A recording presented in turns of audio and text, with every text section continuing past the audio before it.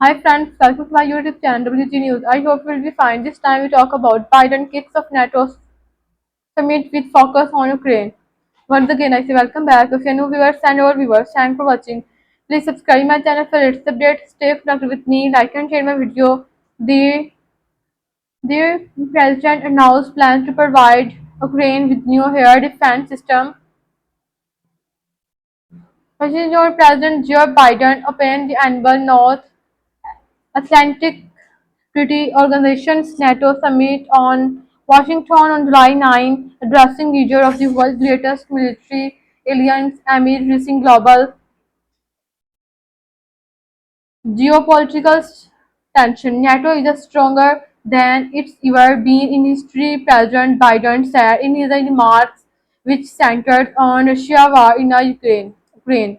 At the top of this year's agenda is the Russia continuing war in Ukraine, where NATO members have poured billions of dollars worth of humanitarian and military assistance into the country where force. During his speech, President Biden announced additional aid to the war-torn country. Today, I am announcing the historic donation of the air defense equipment of Ukraine, the United States, Germany, the Netherlands, Romania, and Italy will provide Ukraine with the equipment from five additional strat- strategic air defense system. The president said President Biden also announced that the United States and its allies will provide Ukraine with a dozen of additional tactical air defense systems to bolster the country's defense in its war against Russia in the coming months.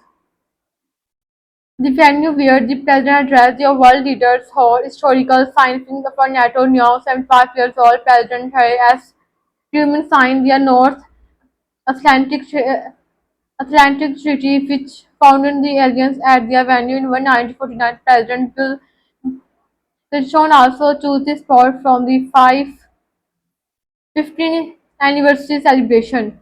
Members agreed to both spending Russian aggressions against Ukraine scared Sweden, Finland to join the alliance last year. In addition, it has driven a struggle in defense spending among the alliance's now 32 member states. President Biden said that in 2020, when he was elected to the White House, only nine NATO allies were spending 2% of their gross domestic product on defense. This year, 23 will spend at last 2%, and some will spend more than that, and the remaining countries that have not already reached that milestone will get the scene, he said. NATO are bigger scared than it ever has been. During an early speech in Washington, NATO Secretary General Jens Stoltenberg stated that he is trying to ensure that all 32 member states meet a minimum yearly defense expenditure. Speaking of firm of international defense industry leader Mr.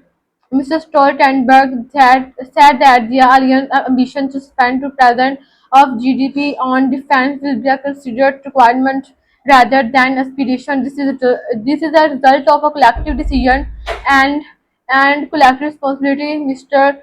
Stoltenberg said.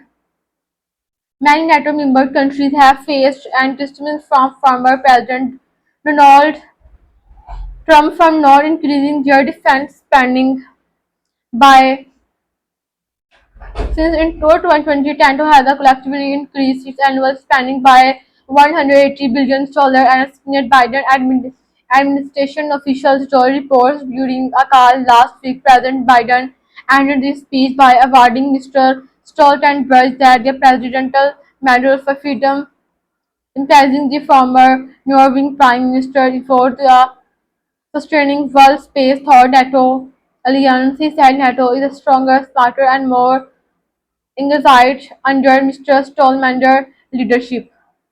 I hope you will enjoy this video, and if you like this video, have a nice time. Goodbye.